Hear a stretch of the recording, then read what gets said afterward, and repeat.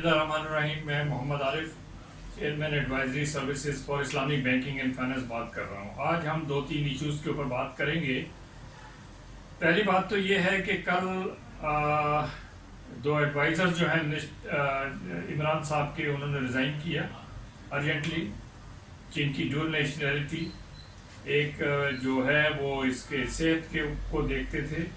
اور WHO سے ان کو بلایا گیا تھا اور ان کی نیشنلٹی باہر کی تھی۔ دوسری تانیہ صاحبہ ہیں جو ڈیجیٹل ایشوز کے اوپر جنہوں نے یہاں پہ لانچ کیے پروگرامز، تو دونوں نے ریزائن کیا اور اس بات پہ ریزائن کیا کہ یہ ڈول نیشنلٹیز کے اوپر جو کرٹیسزم آ رہا ہے دے کانٹ سسٹین اٹ۔ اور لیکن اس کے ساتھ ہی یہ بات بھی بڑی عجیب و غریب ہے کہ انہوں نے یہ بات نہیں کہی کہ وہ اپنی اس کو فورگو کرتی ہیں، اپنے نیشنلٹیز کو جو باہر کی ہیں، یعنی جو تانیہ صاحبہ ہیں وہ کینیڈا بائی برتھ ہیں اور جو یہ اظفر صاحب ہیں یہ WHO سے آئے ہیں، لیکن دونوں نے یہ بات نہیں کہی۔ اینی ہاؤ یہ ایک روایت ہے اور اس کا کریڈٹ PTI والے جو ہیں وہ عمران خان صاحب کو دیتے ہیں کہ انہوں نے یہ تمام لوگوں کی لسٹیں شائع کرنے کی اجازت دی۔ یہاں پر ایک بات بڑی سگنیفیکنٹ ہے اور ہر آدمی کو پاکستان میں یہ بات سمجھ لینی چاہیے کہ یہ بات طے ہے کہ جن لوگوں نے عمران صاحب کو سلیکٹ کیا، یعنی جو ہمارے پنڈی بیسڈ دوست ہیں،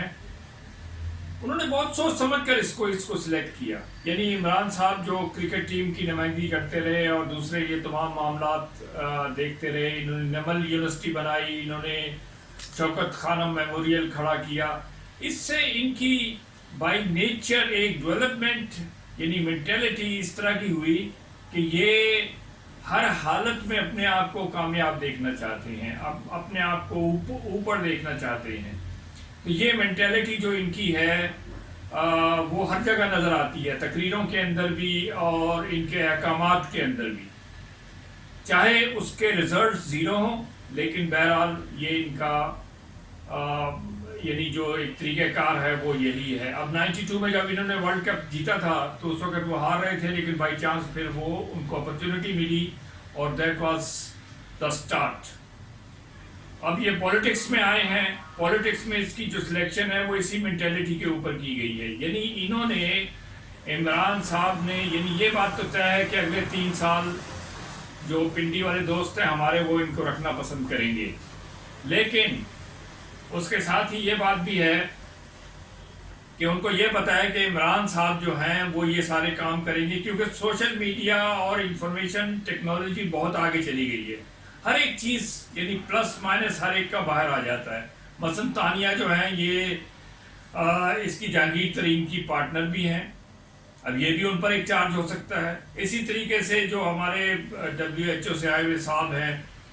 ان کا یہ ہے کہ انڈیا سے جو دوائیاں امپورٹ ہوئی ہیں اس میں ان پر چارجز ہیں۔ اب یہ سب چیزیں یہ میرے خیال میں پاکستان میں ہر آدمی جو بھی گورنمنٹ میں ہو اس پر یہ چلتا رہتا ہے، لیکن یہی اگر ان چیزوں کو ڈسکلوز کیا جائے تو دین دے بیکم ٹارگٹ اور کسی وقت بھی ان کو اتارا جا سکتا ہے، اور اس کا کریڈٹ جو ہے یہ اوپر والے صاحب لے سکتے ہیں، اور یہی کام عمران صاحب کر رہے ہیں کہ انہوں نے اب یہ کریڈٹ ان کو دیا جا رہا ہے کہ صاحب انہوں نے یہ کام کیا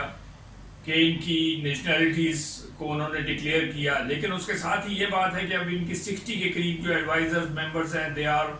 all of them are under pressure، اور ان میں سے کچھ کو خاموشی کے ساتھ یہ لندن نکال دیں گے یا پاکستان میں ادھر ادھر کر دیں گے، لیکن اس سے یہ ہے کہ تبدیلیاں جو ہیں، تبدیلیوں کا جو پیریڈ ہے وہ اب that has started۔ اب اس کا لوگوں کو کیا فائدہ ہو سکتا ہے؟ لوگوں کو فائدہ یہ ہو سکتا ہے کہ صاحب یہ جو تمام ٹیمز ہیں اور یہ تمام لوگ ہیں ان کو وہ سیکنڈری حیثیت دیں گے اور عمران صاحب کو پرائمری حیثیت دیں گے، اور عمران صاحب کے پاس یہ بات کرنے کا بہترین موقع ہوگا کہ صاحب میں کیا کروں، یہ میری ٹیم کے لوگ بیکار لوگ ہیں، یہ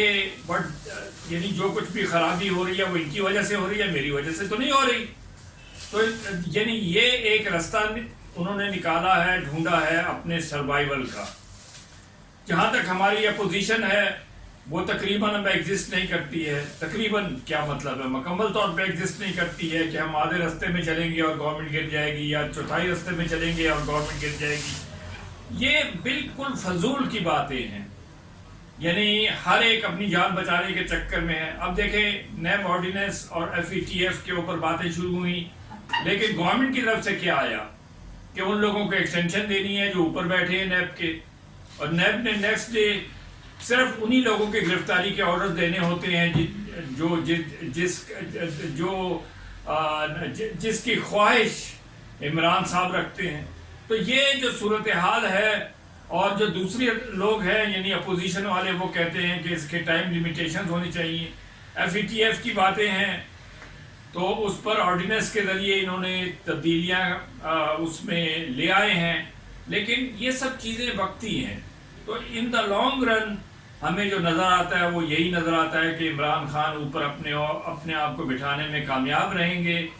اور یہ باقی لوگ جو ہیں وہ انڈر پریشر ہوں گے، اور کسی وقت بھی ان کو ریپلیس کیا جا سکتا ہے، ہٹایا جا سکتا ہے، ایون بزدار کو ہٹایا جا سکتا ہے، کیونکہ وہ بھی جہانگیر ترین کے لائے ہوئے صاحب ہیں۔ تو یہ مقصد یہ ہے کہ every body is under pressure. اچھا، اسی طریقے سے اگر ہم دیکھیں تو ہمارا دوسرا ایک ایریا ہے جو کہ ہمارا یہ میڈیا ہے۔ میڈیا پر ابھی حال ہی میں بہت سارے پریشرز آئے ہیں، اور ابھی اور بھی آئے ہیں۔ میرا تعلق چونکہ ایڈیٹرز کلب کے ساتھ رہا ہے، تو مجھے اچھے طریقے سے یاد ہے کہ جب ہم ایڈیٹرز کلب کو بنا رہے تھے تو 3 اس کے بنیادی ممبرز تھے، ایک مبشر میر صاحب، منظر نقوی صاحب اور میں۔ لیکن بعد میں جب اس کی کمیٹی بنائی گئی تو میرا کہیں ذکر بھی نہیں تھا، اور مجھے اس کی کوئی پرواہ بھی نہیں تھی کہ وہ مجھے رکھتے ہیں یا نہیں رکھتے۔ لیکن کیا ہوا کہ وہاں پر ہوٹل کے اندر جو کانفرنسیں ہو رہی ہیں، میٹنگز ہو رہی ہیں، وہاں ایسے لوگوں کو بلایا جا رہا ہے جن کے ہوتے ہوئے تقریروں کے دوران زیادہ تر لوگ جو ہیں وہ مجھے سوتے ہوئے نظر آتے تھے۔ اور جب میں نے اس پر آبجیکشن کیا کہ صاحب یہ آپ کن لوگوں کو انوائٹ کرتے ہیں اور کس کی پرمیشن سے انوائٹ کرتے ہیں ایڈیٹرز کلب کے اوپر، تو ان کا جواب یہ تھا کہ صاحب آپ تو کمیٹی کے ممبر ہی نہیں ہیں، آپ کون ہوتے ہیں اس پر بولنے والے۔ تو مقصد میرا کہنے کا یہ ہے کہ جہاں سے جس کا کوئی کام نکلتا ہے وہ نکالتا ہے، اور اس کے بعد پھر وہ دوسرے کو سائڈ پر کر دیتا ہے۔ تو یہ کوئی ایسی کوئی خاص بات نہیں ہے پاکستان میں، this has become our nature, اور یہ ہمیں جو ہے وہ یعنی ان چیزوں کے لیے تیار رہنا چاہیے۔ لیکن ٹیکنالوجی نے اب جو تبدیلیاں اس کے ذریعے آ رہی ہیں، اس نے تقریباً سب کے چہرے بے نقاب کر دیے ہیں، سب کے کپڑے اتار دیے ہیں۔ ایون آپ دیکھیں ان میں سے ہر ایک اپنے آپ کو ڈیفینڈ کرے گا، لیکن کب تک؟ شکریہ۔